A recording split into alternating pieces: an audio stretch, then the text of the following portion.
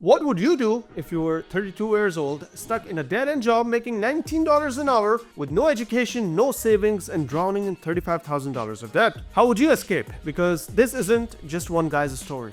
This is a reality for millions of people. And the scary part is that most will stay stuck forever. Not because they have to, but because they don't know the way out. But it doesn't have to be that way. There is a way out, but it's not easy, and most people don't want to hear what it actually takes. You can't just cut back on lattes and budget your way to financial freedom. Your income needs to go up. And before you say, that's impossible, let me show you real stories of real people who went from struggling to thriving. People who had nothing, no degrees, no connections, definitely no wealthy parents, and they still made it. You're about to see exactly how they did it and how you can too. The problem here isn't just the lack of money, it's the lack of a marketable skill. If you don't have a skill that's in demand, you will always struggle to make more money. And yet, most financial advice skips this step entirely. They'll tell you to cut back on expenses, make a budget, stop buying coffee. Let's be real, there's only so much you can cut back on when you're making $19 an hour. Your income needs to go up, and I know people don't like hearing this because it means effort, it means time, it means getting uncomfortable. But if you're making $19 an hour and your debt is growing, the math isn't on your side. Now, learning a new skill isn't instant, and that's what stops most people, to be very frank. They see that it will take a few months, maybe even a few years before they see the financial payoff, and they quit before they even start.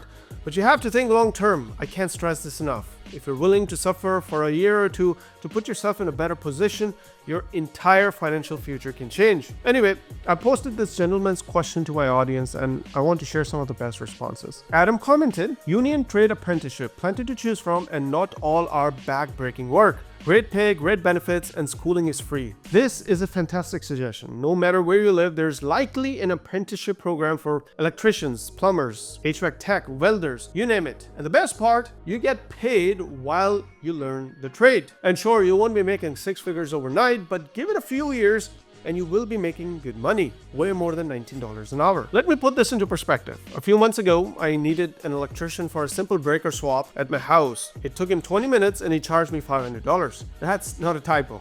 20 minutes and $500. This is why skilled trades will never go out of demand. In 4 to 5 years, if you become a licensed electrician, plumber, or HVAC tech, you could be making well over $100,000 a year. And that's before you factor in overtime, side jobs, or even starting your own business. Now, if you're someone who does not see yourself in trade, let's talk about another skill that almost no one talks about. Sales. I commented on my own post. Sales is a skill that does not get enough credit. If you know how to sell, you will always have opportunities. I was recently car shopping for my wife and I could tell right away which salespeople were just there going through the motions and which ones were truly skilled. The best ones weren't pushing anything. They were reading people, understanding their needs, and closing deals effortlessly. The top salespeople at high-end dealerships make six figures without a degree. But even beyond that, every industry needs salespeople. Real estate, tech, finance, medical. There's no shortage of high-paying sales job if you are willing to learn the craft. Aaron had another great comment. Tell him to make it his goal to become the store manager or district manager. I did this at Aldi when I was 22. Told them I knew exactly what I could bring to the table and expected to be the store manager by 25. No degrees, six-figure position, boom. This is exactly what I mean when I say think long term. Don't think of your current job as a dead end. The reality is, if you show up every day, outperform your coworkers, and take on responsibilities that no one else wants, you will be promoted.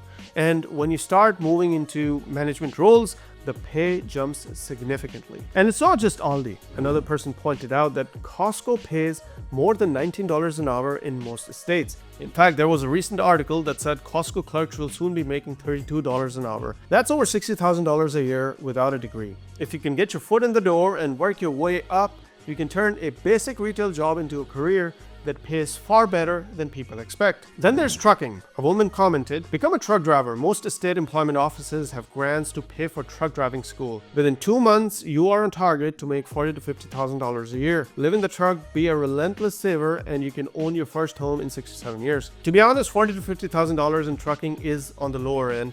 But this lady, she is a trucker and she is speaking from experience. Trucking obviously isn't for everyone, but if you're someone who likes the open roads and does not mind sound solitude, this is a career that can quickly get you out of financial trouble. Now, the one thing that wasn't mentioned much in the comments, but I think it should be, is starting a business. Look, I'm not saying you need to launch the next Amazon, but if you have a skill, even a small one, you can turn it into a side business and eventually a full-time business. Who knows? Landscaping, home cleaning, pressure washing, flipping items online. There are endless ways you can start making money outside of a traditional job. Also, don't assume that your only option is to take whatever pay you are offered.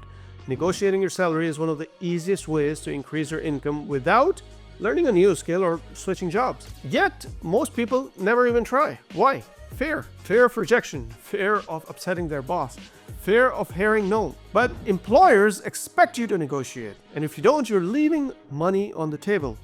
And to be fair, a $2 to $3 per hour raise is not a lot in the grand scheme of things, but over the course of a year, that's an additional $4,000 to $6,000 in income that you could use to pay down debt or build an emergency fund. If you're in a job where raises are hard to come by, consider negotiating for benefits instead. More paid time off, flexible hours, tuition reimbursement, or even a company-paid certification can increase your overall compensation. But if the employer refuses to budge, use your experience to leverage a high-paying job elsewhere. The best offers often come when you're willing to walk away. All this to say that your income needs to go up. Cutting back on expenses and budgeting will only take you so far. But if you double your income, suddenly everything changes. You can attack debt faster, you can save for emergencies, you can invest, and you can finally get ahead. This post has some great advice on getting ahead, but even if you double your income, that's just the first step. Once your debt is paid off, the next move is to start investing. The key with investing is to start early, because the more time you give your money to grow, the bigger it can become.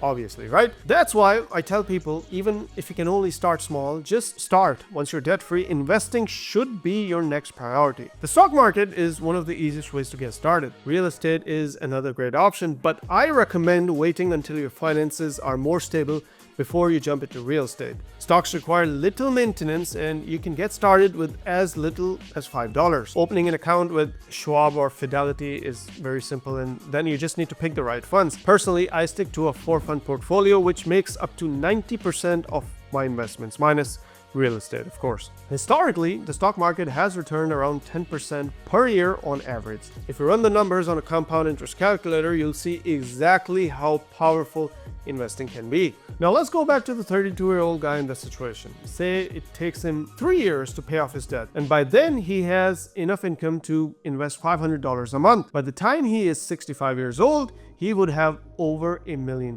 That's almost 4 times the average retirement savings. Now imagine if you could invest even more.